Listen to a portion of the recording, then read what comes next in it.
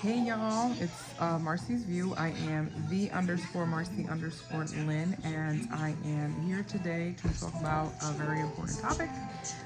If you haven't subscribed to my page or don't subscribe to my page, please do. I share all things womanhood, motherhood, lifestyle, of course, fashion, coffee, food, you name it. I'm just like an overall lifestyle person.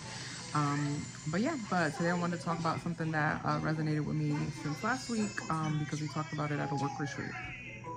And so I wanted to come here today to share my story. So a couple of years ago, I was in a classroom. It was my second semester of my second graduate degree, and it hit me. I looked around and I literally thought to myself, do I even belong here? Like, am I even in the right place?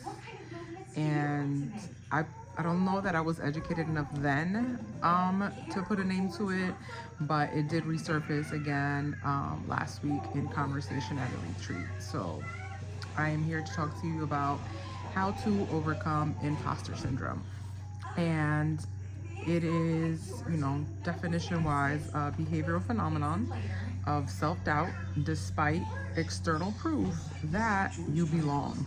So feeling like you don't belong, not deserving, right? And so that's kind of how I felt in graduate school. I felt like I was not deserving of being there, even though it was my second graduate degree, and I had obviously met all the requirements. Checked off all the boxes to be in that room, but because there were not many folks in there, or none actually, that looked like me, I felt like I did not belong, right? And that comes along with a lot of other things like being first gen, and kind of always feeling like I'm working double to prove myself, right? And so that despite the fact that I have earned my way to all of the spaces that I have been in, there are still times that the imposter syndrome hits. And imposter syndrome can affect any gender, but specifically because I identify as a woman, that's what I'm going to speak about it on, right? And so at a retreat last week, we were talking about like what can be done, or like sometimes what holds you back or things like that. And a woman who identifies as white, right, she made the comment that her and our boss have different views, right? So the white woman feels like she can joke around and be silly versus the black woman feels like she can't do that, because if she does that, she just won't be taken seriously altogether, right? And so people judge more harshly on a person of color than they do of a white person. And so I shared that for myself a lot of the times. Oh, that's what it was. We did the Clifton strengths. And so none of my strengths fell under the influencing category. And I shared and I felt safe enough, right? And so I'm going to talk about that, being in a safe space where you can, one, acknowledge that, and two, be able to say it, right? Because it's one thing, like in that graduate class, I felt it. I identified that I felt like I didn't belong, but I don't know that I would have ever said, oh, I feel imposter syndrome. Like that's what it is. And so in the retreat, I said, I feel like none of the things that I am sharing fall under the influencing category because of that, because of many times I have felt imposter syndrome. I have felt that I did not belong, and so it made it very difficult for me to express that, right? I wasn't able to express either what I needed, negotiate more pay, all types of different things, keeping my voice to myself, feeling like I don't have a say in the room. Um, and so I did bring that up. And so after that, my colleague came up to me, and so she is not my direct report, but someone above my direct report. And she said to me, that our big director had told her a week into me working there that I didn't even know my own value.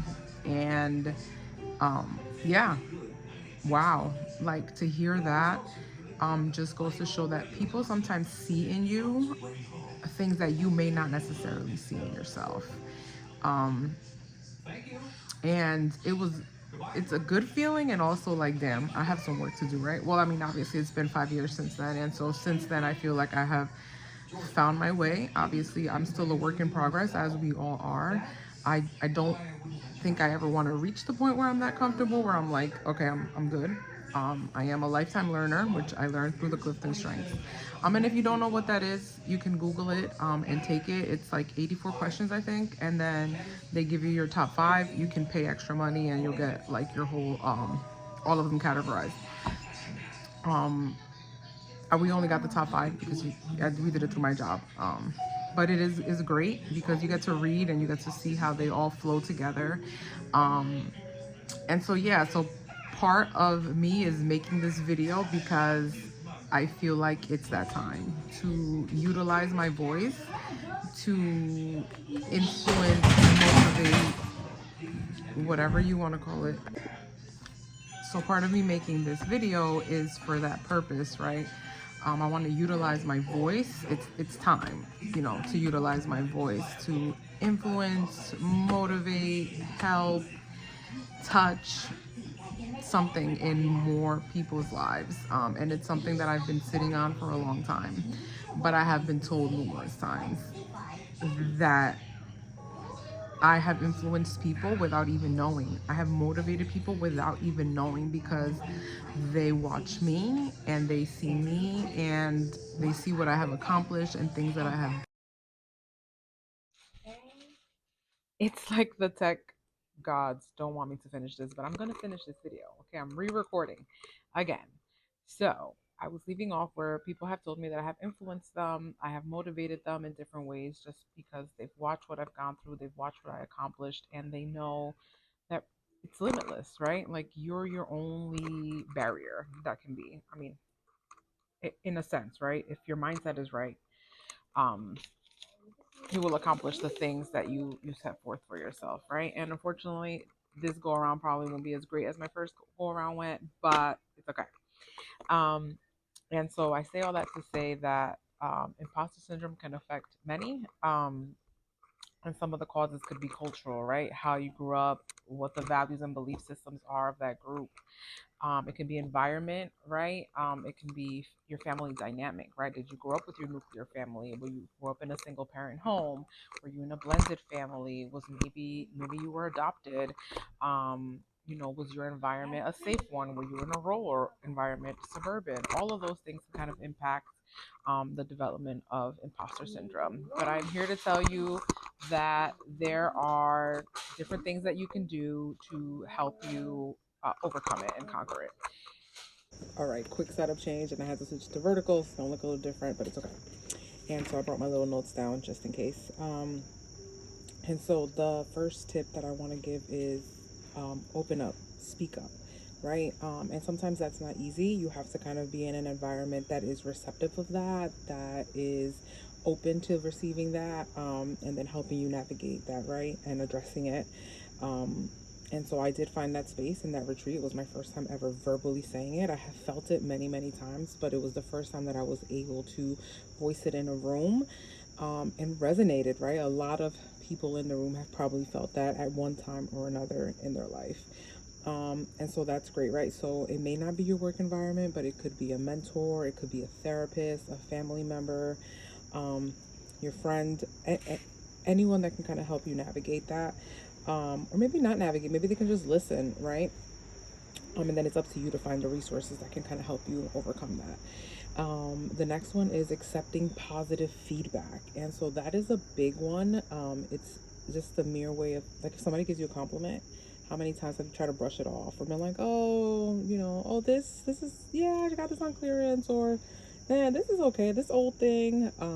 And so really it's just a matter of saying, someone says, hey, you look good, thank you. That's it. That doesn't mean that you're full of yourself, or it means that you are accepting the positive feedback. And a lot of the times that we ramble on after saying the thank you is because we do not feel deserving of that feedback. And so that, that plays into it. Feeling not deserving will make you ramble on after a thank you. So try practicing it. It's a big thing for me. I try to just simply, now I've gotten better at just saying thank you. But I can't say that every now and again I don't pop in, oh, like this, oh, I got it at Walmart for $5. Like, who cares? That's the point of what they were saying.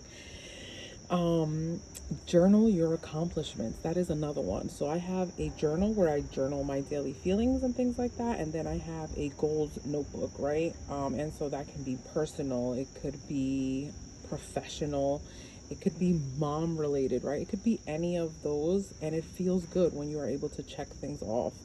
And then you can see it, right? When you're reflecting back, whether you do weekly check-ins, monthly check-ins, biannual check-ins, you can look back at what you have accomplished and you're like, I'm doing it. This is proof, right? That external proof is there. It's written down because you have done the work to get it done. Like for me, for example, after this video and hitting post, despite all the crap I just went through to get it done and recorded, I'm going to be able to check off, done, posted my first long form video that I'm passionate about. So I'll be able to check that off. And when I look back, I'll be like, wow, you did that, right? And so then I'll be able to see, like, once I hit my 1K subscribers, I did that, right? Once I get all my views in, I did that. And it'll feel amazing to just check it off. And I'll be feeling all deserving of that amount of subscribers, of the views. So yeah. The next one, be kind to yourself and speak positively, right? So how many times have you screwed up and completely gone into a negative self-talk? Oh my God, you suck, you're stupid, No, we have to change that. We have to reframe all those things. You make an error, it is okay. We are all human, right? You have to take what you can from that. What did I learn from that? What will I do different next? It is okay. Give yourself some grace.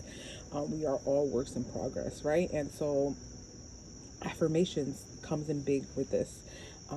Pick one or two and say them to yourself every day, either whether you say it out loud, whether you say it in your head, whether you write them down 100 times. Just do it daily. You will literally start believing it, believing what you already know is there.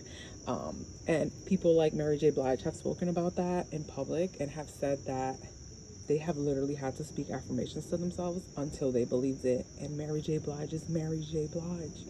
Okay, like this literally affects everyone. And so, yes, being able to speak positively. I know we're listening to the Jency Zetto book, You're a Badass. And so a lot of folks have already probably listened to it in the past. It's always nice to be able to go back, but she has a lot of affirmations that she shares in a chapter that you can practice saying to yourself every day. And she's the one that gave the idea of maybe writing them down too. The very last one I want to share is stepping out of your comfort zone, right? So don't get held back. Don't hold yourself back. I know that I have said that a little bit earlier in the video about like, don't limit yourself, right? Like that's kind of what I'm working on. Like I'm very much so comfortable in my job, but I know that there's more that I want to do, right? And this is part of the more that I want to do. So I'm stepping out of my comfort zone and recording this, right? I am seeking now another certification, right? I applied to a graduate program where I can seek that and get that done, right? What that certification will do is, one, get me back in school, because I'm still thinking, do I want to do a doctoral program or not in the future? So I feel like that'll get my feet wet to kind of going back to school. And it'll also open up doors for me, right? It'll allow me to work with a different population, where I can maybe help and motivate a different group of people. He knows I'm recording a video and still insists on coming over here. It's okay. Motherhood for you. And so that is sort of the, those are sort of the tips, right? And so just to kind of run through those real quick, again, it's just open up, speak up, say it, acknowledge it. And once you do that, then you start the rest of the work, right? Accepting that positive feedback that others will give you. Journaling down your accomplishments, write those things down, check them off, get them done. Be kind to yourself, use those affirmations. I am smart, I am beautiful, I am kind, I am deserving, I am a YouTube success, I am a fashionista on Instagram. Yes, you are. If that is what you say you are, then you are, right? If you're working your behinds off to be those things, then you are. Will people get in your way and try to get in your ear and in your comments and tell you otherwise? Yes, absolutely. But guess what? You know it, you believe it, and you say it to yourself every day. And step out of your comfort zone, right? Don't get too stuck in a bubble. It's great to feel comfortable for a little bit, but I think that is then your sign to be like, all right, what's next? What do I have to do? Um, and so, yeah, that's kind of what I came here for, right? I just wanted to share this because of my experience that I have felt in the past. I hope that this is, resonates with someone, helps someone. Um, And that's it. So thank you so much for listening. Again, I know my first set of videos was probably so much better than this, but it's okay. This is what we're going to work with. Um, and so thank you so much. If you're not subscribed, please subscribe. I'm Marcy's View. I go by the_Marcy_Lynn on all social platforms, so you can follow me there. And let me know in the comments, did you find this useful? Do you have other tips? Does this resonate with you? Where have you felt this at before? And what have you done to overcome it? And I'll see you guys again next time.